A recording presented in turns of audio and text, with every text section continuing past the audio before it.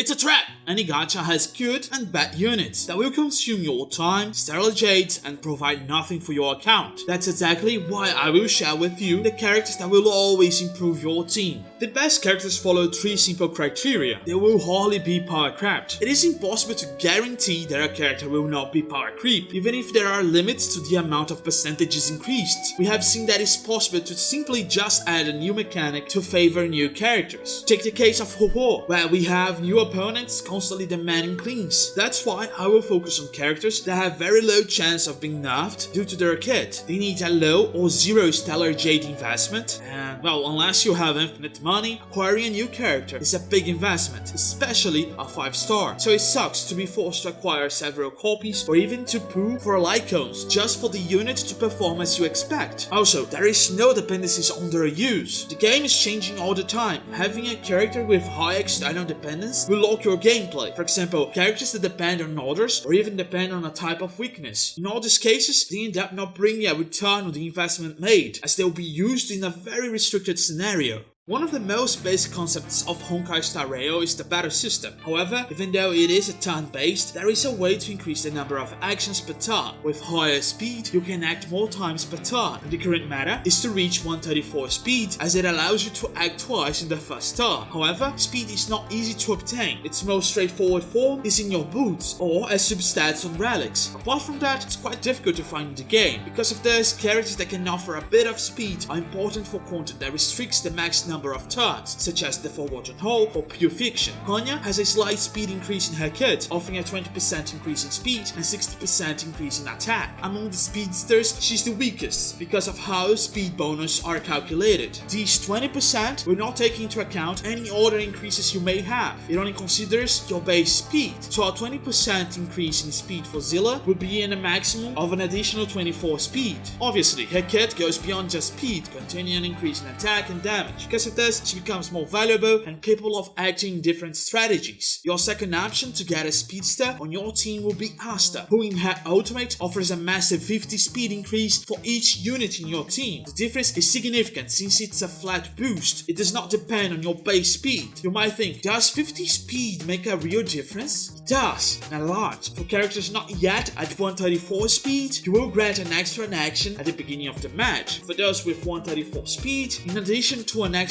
action in the first turn, there will be another extra action in the second turn. Obviously, depending on how your team is structured, it could be an increase between 10% to 25% in damage over the battle. Finally, your other option to increase your speed is to invest in Bronya, but she has a catch. She does not directly increase your speed, she brings your action forward. Moving your action is another way to speed up your game, but instead of depending on your speed calculation, it drags your action earlier. In the case of Bronya, in her skill, she brings your targeted ally to be the next to act, in addition to increasing their damage. Unfortunately, Bronya can only be obtained in the common banner, making it a bit difficult to be sure when she will be pulled, but she is undoubtedly one of the most valuable characters that will fit into any team. Also, her skill will hardly be power crept due to the nature of the bonus. Since 100% is the limit of the advance forward, their only option would be to offer this to the team. Well, it would be too broken to be added. Among the buffers you'll find throughout the game, there is a second subtype, the energy battery. The function is to purely recover the energy of their allies, allowing your DPSs like Regenti or Lune to use their ultimate constantly. Right now, among this type of characters, we have only 2 options. The first is Ho-Ho, who in her ultimate recovers 20% of the energy of all allies, in addition to offering a small attack buff. However, there is a problem with this type of increase. Since it's a percentage increase, on the characters with little energy, it won't recover much. For example, Clara has a maximum of 110 energy. She only recover 22 energy. It's almost as the same as using a basic attack. On characters like Lune, he will recover 28 energy, which is almost the same recovery as using a skill. It's worth reinforcing that Ho-Ho's value is not isolated. She also offers healing and cleansing like no other character in the game. On the other hand, hand, Ting Yun has a more interesting return on investment. Being a 4-star character, that surprises a lot. Her ultimate offers a flat value in energy, becoming almost mandatory for characters like Jing Yuan or Agenti. The rest of her kit is also extremely valuable, offering attack, damage, and much more. The main point is that she's a battery for your team and she does it very well. Another type of characters that you need to have in your account is enablers. They may act as DPSs, but also offer team-wide buffs, making some less popular gameplay or compositions viable. Kafka is the best example of enabler. Her kit makes damage over time way better and increases the power of any character that uses it. If you have never played with damage over time, there are debuffs applied by these elemental types: wind, physical, fire, and lightning. Each skill may have a chance of applying one of these damage over times, and also when performing a weakness break, it will automatically apply the status. After this status has been applied, when it comes to your opponent's turn, they will receive damage equivalent to each stack of damage over time received. The OT can be a time-consuming playstyle, as it requires the passage of turns, and it does not receive any bonus for critical hits. As a result, it is often considered a secondary damage, and is seldom used as the main strategy for a team, except if you have Kafka. With her skill, she will trigger again all the debuffs that an opponent has at that moment, greatly increasing the value of characters like Lucas, Sampo, and Greenhaven, but without being dependent on them. The second enabler is Topaz, who increases the potential of using follow-up attacks. Follow-ups are attacks triggered by a certain condition in a unit's kit. They do not count as a unit's action, and therefore do not consume their turn. Unlike damage over time, follow-up is a little more popular, since it's easier to understand how to use, optimize, and build a good character. However, it's still difficult to build a team around them, since follow-ups are very situational, unless you have Topaz, since you can offer a 50% bonus in damage when using follow-ups on an opponent marked by her skill, which improves a lot your DPS. The last enabler, and in my opinion the most important, is Silverwolf. She's a rare type of enabler that allows mono teams. Each team you form needs to have a good distribution of elements to ensure a good coverage and be able to apply weakness breaks. However, Silverwolf breaks this rule. With her skill, Silverwolf will apply a random weakness based on the elements of your team. Therefore, if you have 2 imaginary characters and 2 quantum characters, there is a 50% chance your opponents will obtain imaginary weakness. With her, you can focus on one type of element without harming your team's performance, besides being one of the best debuffers in the game, capable of deeply reducing the defense of your opponents. Healers are an essential part of Honkai Star Rail. Unlike Genshin, where you can quickly defeat any opponent and a healer will hardly be necessary, in a turn-based game, it is impossible to create a combo where your team never receives damage. But you can build a team that never lets your opponents play, as the team I've built with 400 speed. Make sure to check out after this video. To make matters worse, in some game modes, you will have long battles in succession, but besides being a good healer, it is good to have automatic healing. Characters capable of not consuming a turn or able to react and support your team, both to save turns but also to be flexible in response to what your opponent uses. Your first option is Ho-Ho, who after using her skill applies Divine Provision to the entire team, ensuring auto heal to the team whenever an ally's turn starts or when casting her ultimate. In addition, she also offers auto cleansing, and after being used 6 times, it depletes Divine Provision until using her skill again. The healing potential is not as high as other characters, but by constantly healing, she will make your entire team safer and ensure cleans. However, for auto heal specifically, the best option is Roger. Within his kit, there is a bit of everything, but the main focus is on the auto heal tools. The first of them is his skill. Whenever an ally is below 50% of their health, he will automatically cast his healing on the ally with no skill point cost. The second form of auto heal is in his talent, which upon reaching the second stack of Abyss Flower creates a healing field, and whenever a unit attacks, their heals are built of their health. Both are potent heals that will maintain your team in a safe health margin. All of this makes Lodge's skill point positive, making him important for various compositions and one of the best acquisitions for your team. If you can have at least one of each of these groups, your account will be able to react to any type of content that comes in the future. Did I forgot any critical unit? Leave it in the comments and don't forget to watch this video. See you next time. It's that time again to get busy with it. Best go find your friends and get jiggy with it.